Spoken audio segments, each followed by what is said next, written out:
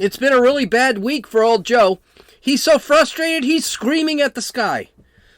Joe Biden makes a speech on Tuesday, basically calling everyone a racist again. I don't know when he's going to figure out that's not working.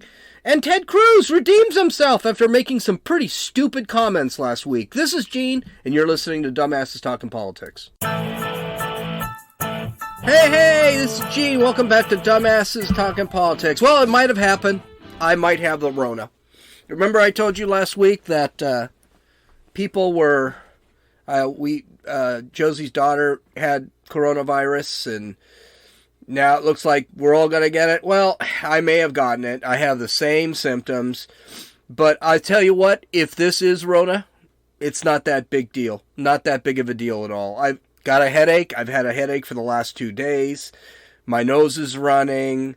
I think I may have had a temperature of 99 degrees a couple of times, but nothing too horrid. Very tired. I slept all day yesterday. That's why I didn't do a podcast. But I tell you what, if this is coronavirus, it's not that bad. Now, granted, I'm young. Well, I'm younger. I'm only 53, and I'm in pretty good health. But we'll see how it goes. I'm good enough today to actually have taken a walk, and here I am on the podcast. So, wish me luck. Maybe it's just a cold. I don't know, but it sure sounds like the symptoms Jenny had the other day. All right, let's get to the news, because this was supposed to be done yesterday. But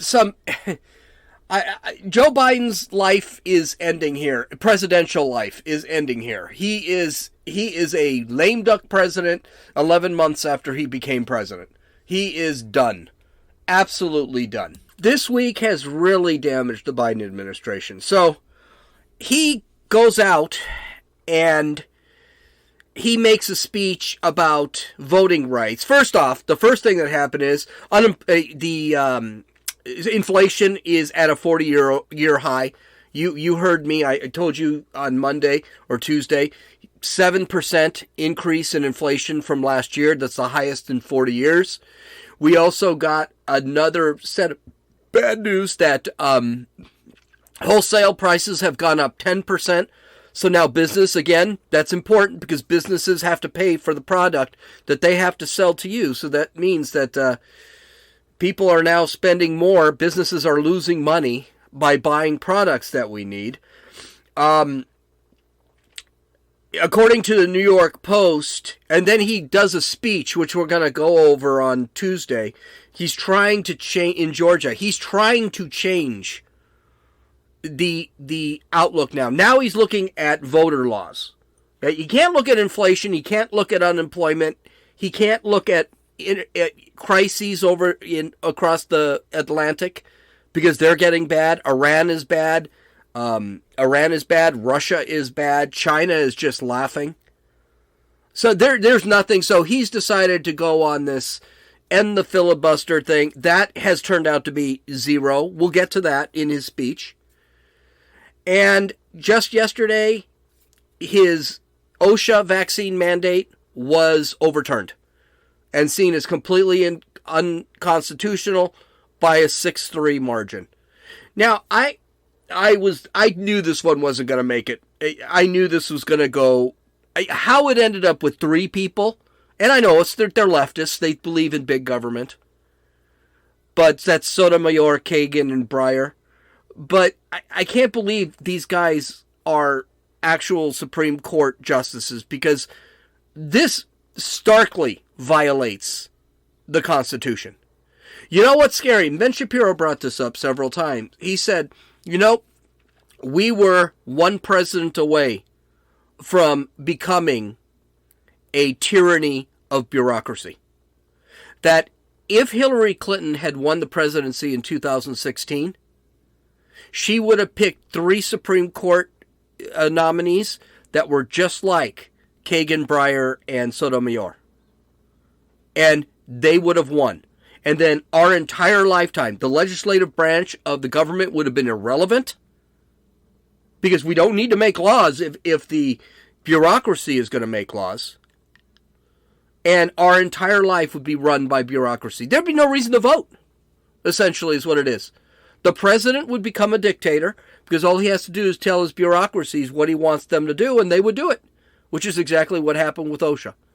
So that was huge bad news. Now, the good news for the Biden administration, any business that takes Medicare or Medicaid can force a vaccine mandate.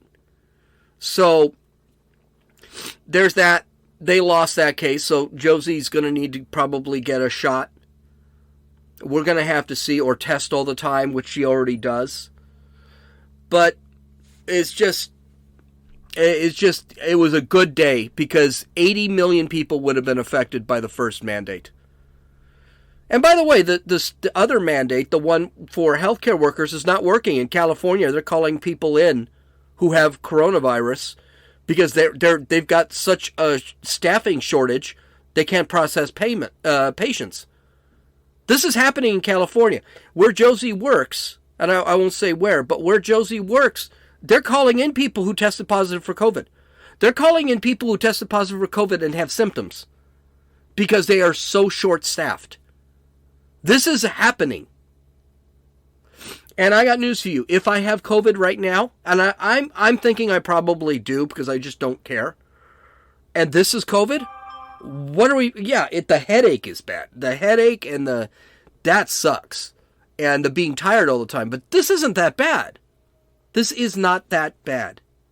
But that wasn't the only bad news for Joe Biden. Between inflation, unemployment, the border crisis is heating up again. We haven't even talked about that. According to the New York Post, President Biden's job approval rating has tumbled to 33% in the latest Quinnipiac University poll, a whopping 17 percentage point drop from February, and an indication of American voters' deep dissatisfaction over his administration's response to rising inflation and the resurgence of COVID-19. 33%. Now, I had to look at that because sometimes a poll like that, and by the way, the poll is only of 1,313 people, and you got a question. I have the poll. If you go to dumbassestalkingpolitics.com, you can actually read the report. It's there. There's a link there. But the thing is, usually I want to read it because sometimes he's at 41%, and then the New York Post, which is a conservative newspaper, will sit back and say, well, we're going to take the worst case scenario here. No, his approval rating has dropped to 33%. It's dropped 8 points from the last poll, Quinnipiac poll. Just incredible. Here's the thing. Donald Trump and Barack Obama, two opposite ends, they had a floor and they had a ceiling. Okay? The floor is their base. Obama had a base, a very heavy leftist base, and Trump has a very heavy right-leaning base. I don't want to say right-wing base, because a lot of the right-wing, what they consider radical right-wing, left Trump in the middle of his presidency. But he had a base. Trump's numbers were never going to go into the 30 percentile. They were going to, I think the lowest he ever had was 41%, 42%. Same with Barack Obama's. He was never going to go below 45%. Likewise, Trump was never going to go over 49%, 50%. Even when Trump got elected, his approval rating was about 49%, 50%, whereas Joe Biden's approval and Barack Obama's approval were in the 60s and 70s. Now we're looking at it, and Biden doesn't have the base. His approval numbers could go below 30%, especially the way things are going. The good news for Joe Biden is, I think the fact that he can't do any of his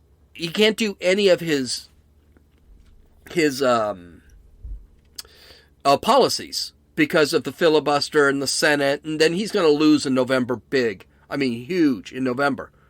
They might be saving him from going into the 20s. The Republicans might be saving Joe Biden. Don't be shocked if Joe Biden's approval numbers in March, April, or May, if Joe Biden can keep his mouth shut, because he doesn't seem to be able to keep his mouth shut, goes back up to 40%. We'll have to see. So here are the takeaways of the poll. A majority of Americans, 58 to 37%, think the nation's democracy is in danger of collapse. I tell you what, I feel a lot better after the Supreme Court ruling yesterday. I don't want to say collapse. I think collapse is extreme, but we're getting there. Americans give President Biden a negative 3353 job approval rating, while 13% did not offer an opinion. In November 2021, Americans gave Biden a negative 36 to 53% job approval rating. So his ratings just keep going down. And the only person that is ahead of him as far as bad ratings is Kamala Harris. The economy, 34% approve while 57% disapprove. Foreign policy, 35% approve while 54% disapprove. I'm amazed who are these 34%? He's done crap with the economy and his foreign policy is a disaster.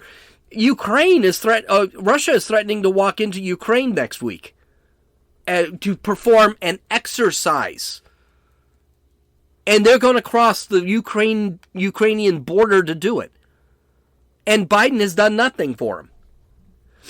Americans are split on which party they want to see win control of the United States House of Representatives, as 43% say Republican, 42% say Democratic, and 16% did not offer an opinion.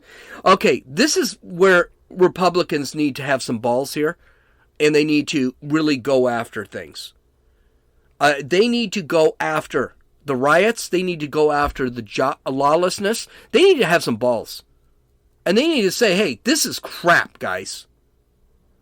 As for which they want to see control the United States Senate, 45% said they want to see Republicans, 41% said Democrats, and 14% did not offer an opinion.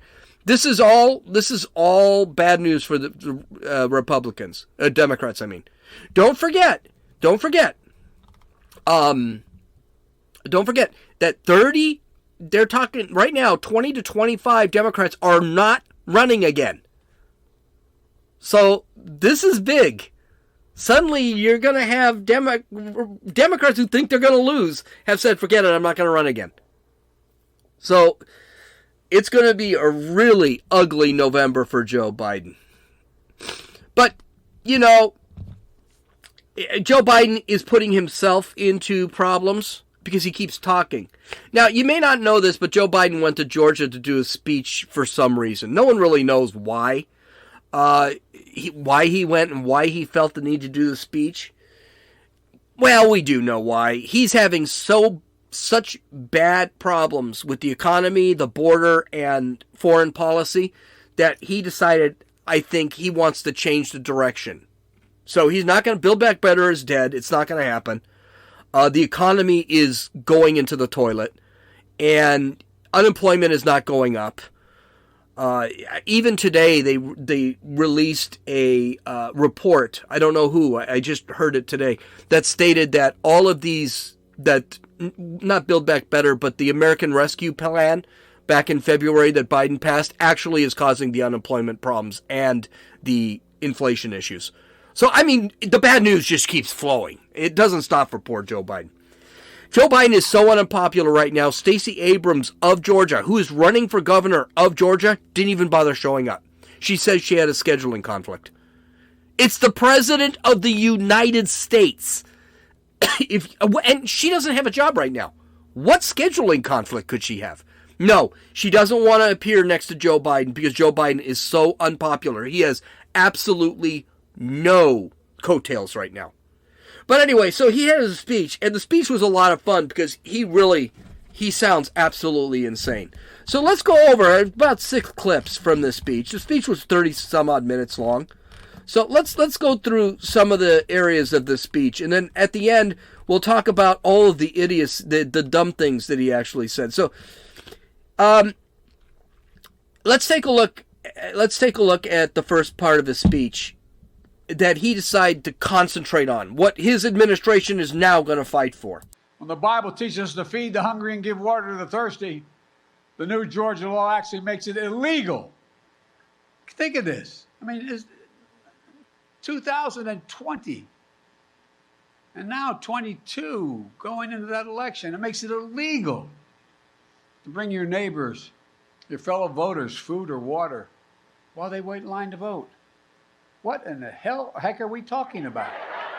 That's right. He's going to bring up voting rights again. And I guess it makes sense. They're looking at getting just absolutely destroyed. And we've talked about voting rights. It's basically federalizing voting. Georgia had some laws that basically, the Georgia voting law, which is not restrictive at all. As a matter of fact, it expands voting laws. All right? They basically are requiring an ID. You have to know who you are. They have to know who you are to vote. That's really what they're really arguing. But the Democrats know the best way they're going to have a chance in November is if they cheat. And yes, I think they're going out to cheat. I think they're going to try and steal electors everywhere. Now, they keep saying that the voting law suppresses vote, and it does not. That's just an absolute lie. Absolute lie. Matter of fact, the only thing they can bring up that seems moderately acceptable is the fact that, well, you can't eat food while in line or you can't drink water. That's actually not true. You cannot have food or water. You cannot be given food or water by a poll worker within 150 feet of the polling site.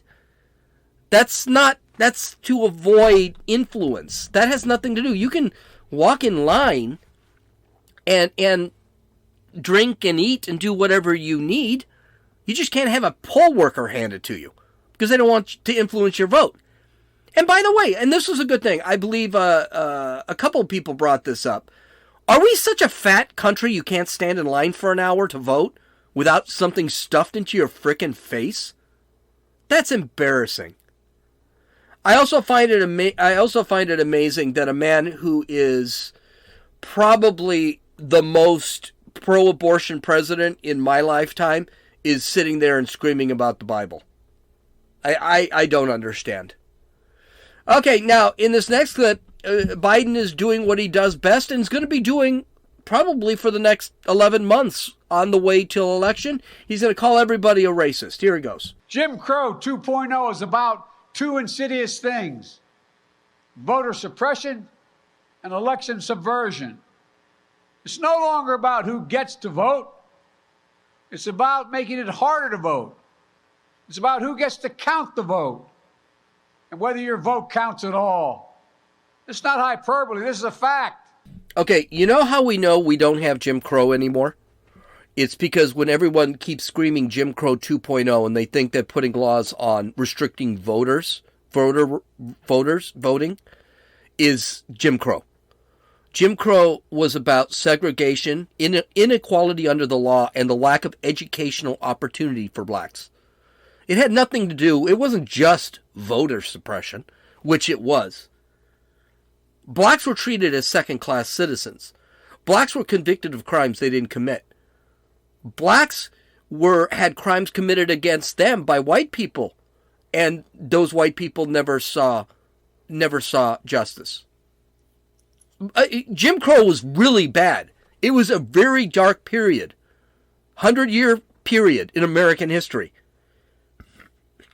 To compare Georgia's voting law, where you just have to have an ID to vote, to Jim Crow laws, is an outright lie. It is exactly what he said it wasn't. It is hyperbole, which is an exaggeration. It's a lie. It's not the truth.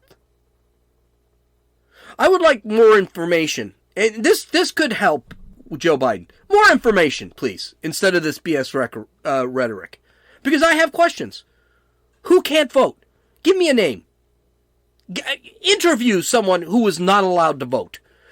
With the leftist media, CNN, MSNBC, CBS, NBC, ABC, AP, Reuters, I'm sure if someone was prevented from voting, one person was prevented from voting, they would interview that person. That's not happening.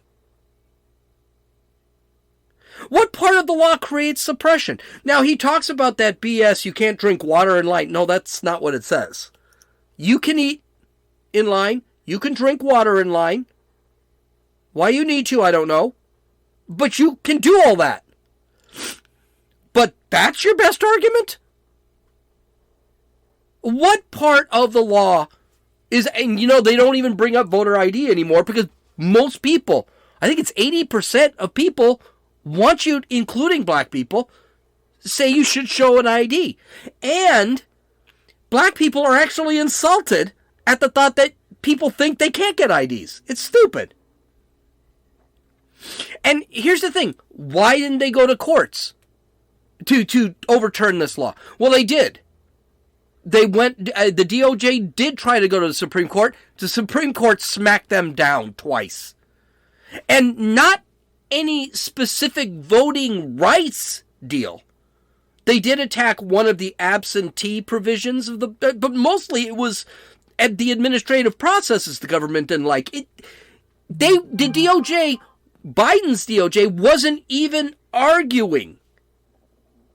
It wasn't even arguing that they were restrictive. They just didn't like some of the administrative rules. And finally, whenever you hear Joe Biden sit there and say, it isn't hyperbole, it's a fact, yeah, it is hyperbole and it's not a fact, it's a lie. Joe Biden lies like a rug.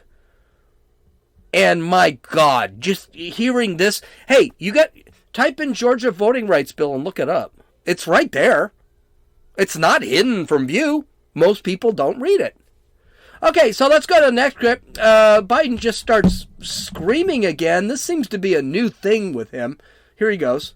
I've been having these quiet conversations with the members of Congress for the last 2 months. I'm tired of being quiet. I believe that the threat to our democracy is so grave that we must find a way to pass these voting rights bills. Debate them. Vote. Let the majority prevail. And if that bare minimum is blocked, we have no option but to change the Senate rules, including getting rid of the filibuster for this. Filibuster has been used to generate compromise in the past, promote some bipartisanship, but it's also used to obstruct, including especially obstruct civil rights and voting rights. It annoys the crap out of me when he acts like this because he has never been civil with his opponents, ever. Definitely not since he's been president. And he's not had quiet conversations. He's been very loud about it. The administration has been very loud. He personally has called everybody who disagrees with him a racist, a bigot, a homophobe, a xenophobe, whatever. He's done all this stuff.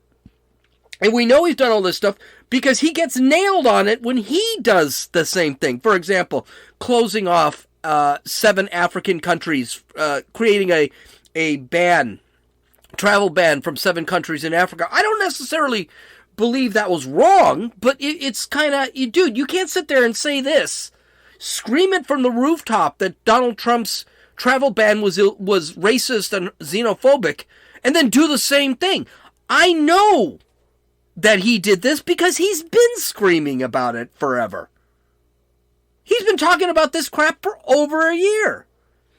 And he wants to go out and he wants to be heard. Go have a press conference. Answer some questions from reporters. I'm watching television right now, and he did another speech. No questions from the press. Absolutely no questions from the press. But here's the big thing. Get rid of the filibuster. Let majority rule. Well, here's the thing. It's according to the Constitution, it's majority rule, minority rights. I take it back. I don't know if it's the Constitution. It's definitely in the Federalist Papers. But it's majority rule, minority rights. The reason the filibuster exists is to make sure democracy does continue on without mob rule. One group sits there and changes the entire country at the drop of a hat just because they're ahead. Don't forget, laws are not supposed to be easy to create. They're supposed to be hard to create. You've heard that song, I've got a bill, I am a bill, I'm just a lonely little bill. Way back, I can't sing. But that whole thing, laws are not supposed to be easy to create. They're supposed to be checks and balances. The filibuster is a check and balance. So what he wants to do is get rid of the filibuster so he can... Well, I mean, here's the thing. What's weird about him wanting to get rid of the filibuster, he doesn't even have a majority. Build Back Better never had a majority. The filibuster, changing the rule for the filibuster, no majority. The Voting Rights Act, he doesn't have a majority. He's missing 2 Democrats are not interested in doing any of this stuff. And here's the reality. It's more than just 2 Democrats. Kirsten Sinema said this. She goes, a lot more Democrats don't buy these policies. They're thrilled. At least a couple are doing this. They're thrilled for the filibuster.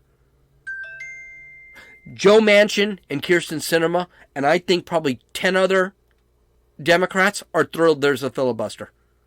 Because it saves them from having to vote on these crappy policies. And then I do want to point out that Democrats during Trump's presidency in 1 year filibustered 300 times. So it isn't a partisan tool that's used by Democrats, by only Republicans. That's stupid. Okay, and here's the last one. This is Joe Biden making shit up again. I know I cussed. Get over it. Here it is. Today, I'm making it clear, to protect our democracy, I support changing the Senate rules, whichever way they need to be changed to prevent a minority of senators from blocking action on voting rights. I did not walk in the shoes of generations of students who walked these grounds, but I walked other grounds because I'm so damn old I was there as well.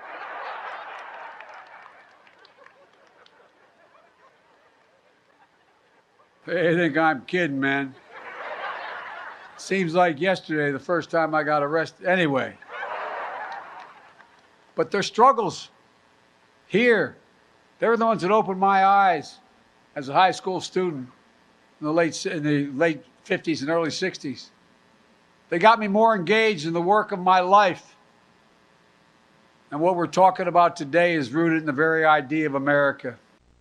Okay, here's the problem. Even if he tries to get rid of the filibuster, he won't have a majority. Even if he does somehow get rid of the filibuster, he doesn't have a majority. He has no coattails. It's an election year. Democrats are scared crapless of his policies. Even Stacey Abrams is staying away from him. He has nothing. Joe Biden, in this speech, showed that he's a dictator. He wants no more minority right. That is how dictators rule. That's how Stalin ruled, Lenin ruled, Castro ruled. Any dictator, that's how they get rid of him. And by the way, this crap about being arrested, he's done this several times. That was 4 Pinocchios by the Washington Post. He's never been arrested. Maybe he was taken home one day when he was a kid. I don't know. But he's never been arrested. He's trying to make himself into this big rebel and stuff. He's not. It's all a lie. That's probably why he cut himself off. Joe Biden is a fool and he's digging himself a very deep hole. Nothing he wants is coming to pass this year. The filibuster is not going anywhere. Joe Manchin said he's not going to end the filibuster. Kirsten Sinema yesterday made a speech on the Senate floor saying she's not voting to end this filibuster. For all intents and purposes, Joe Biden's presidency is over. Apparently calling a lot of people in the country racist, sexist, homophobe, transphobe, xenophobe, whatever, is not a real popular strategy. Neither is inflation or high gas prices, or that Afghan pullout, or the BS he's pulling with Iran and Russia. Nothing is working for him. But this brings up a bigger question, and I'm not going to be able to get to the Ted Cruz thing. We can wait for the Ted Cruz thing till next week, because I'm already almost 30 minutes into this. But I do have a question. Why is Joe Biden crooning the black population? And he does this all the time. The black population makes up 13% of the population. No one has ever won an election because they get all the black vote. Now you might be saying, well, Barack Obama. No, Barack Obama got like 55% of the white vote. Donald Trump lost the black vote by a lot. But he won because he got the white vote. And he did actually very well with the Hispanic vote. That's the other thing. Joe Biden is actually kind of segregating himself with the Hispanic vote. Hispanics make up 30% of the population. And he doesn't seem to be jerking them off like he's jerking off the black vote. Why is that? Hispanics are actually quite conservative. You'd think you'd have to work harder. The Democrats think that because you have open borders, everyone is going, all Hispanics are going to, that's not the case. Look at Texas. Hispanic majority Democratic counties in Texas voted Republican because of the border crisis. Because they're sick and tired of doing this. Cesar Chavez, which everyone likes, Cesar Chavez hated illegal immigration. Cesar Chavez created the Farm Workers Union back in the, I think, the 50s and 60s. He hated illegal immigration. He used to get bands of farm workers and beat the crap out of illegal immigrants because it jacked with the unions. What about them? I mean, he's forgetting all of them. He's definitely separating white voters from him. I mean, he's calling all white voters racist. This is not a selling tactic. This is not a campaign tactic. He's going to lose a lot of the white voters, ton of independent voters. We already see, you realize he is less popular with independent voters than he is with Republican voters? Hispanic voters are about 50-50 right now, where they used to be 80-20. Insane. And by the way, all this crap about segregationists and how he fought segregation and all this crap, that is crap. He was very friendly to segregationists. He bragged about being complimented by George Wallace. The same George Wallace who he denigrated in his speech. By the way, George Wallace, Democrat. We seem to forget about that. He eulogized Robert Byrd. Robert Byrd was a grand cyclops of the Ku Klux Klan. Don't give me your crap about being the man for the people, man for the black man. That is not true. It's all lies. Mitch McConnell, who's probably the most reserved guy on earth, really laid into Joe Biden on Wednesday because he couldn't believe the crap that Biden was saying. Listen to what he had to say on the Senate floor. 12 months ago, this president said disagreement must not lead to disunion. But yesterday he invoked the bloody disunion of the Civil War, to demonize Americans who disagree with him. He compared, listen to this, a bipartisan majority of senators to literal traitors. How profoundly unpresidential. Look, I've known, liked, and personally respected Joe Biden for many years. I did not recognize the man at the podium yesterday. This drives me nuts about Republicans. Mitch, you really didn't see this coming? He's been like this his entire 50-year career. He showed his racism in his entire 50 years career. He showed how he would throw people under the bus. He said Mitt Romney was going to put blacks back into chains 8 years ago. Is this guy freaking kidding me? He is too stupid to be a senator, and he needs to be primaried. The idiocy of these people just drives me nuts. Anyway, so yeah, Biden had some gaffes too. We can't skip the gaffes. These are the best parts of his speeches. So here, old Joe doesn't know who the president is. And he did this twice. Let's listen. Last week, President Harris and I stood in the United States Capitol to observe one of those before and after moments in American history. This guy has absolutely no idea where he is. He's President of the United States. He still is. I hate to say it. He's still President of the United States. And you know this is not, he's complimenting President Harris, because a lot of the media said that when he said it the first time that he was prepping. He hates Kamala Harris. This is a guy who just has no idea what he's saying anymore. This is a guy who should not be president. And God forbid Kamala Harris ever becomes president. Because she won't. Okay, but this one is great. He almost got through it. I mean, a lot of people had to analyze the speech to catch it. Let's see if you can catch it. Listen. And what's been the reaction of Republicans in Georgia? Choose the wrong way, the undemocratic way. To them, too many people voting in a democracy is a problem. So they're putting up obstacles. For example, voting by mail is a safe and convenient way to get more people to vote. So they're making it harder for you to vote by mail. The same way, I might add, in the 2020 election, President Trump voted from behind the desk in the White House in Florida, dropping your ballots off to secure drop boxes. Okay, some commentary before we find out what he did. First off, I'm so tired of hearing about voting restrictions. Can I let you in on a secret? We don't have enough voting restrictions. Okay, I personally think you need to take a test before you vote. Voting is not a right. It is a privilege. That's what I was taught in high school. You are privileged to be able to vote. You have a doubt about that? Go to another country. I think the big problem in this country is we have a bunch of people that have no freaking idea what's going on in the world. And they are voting.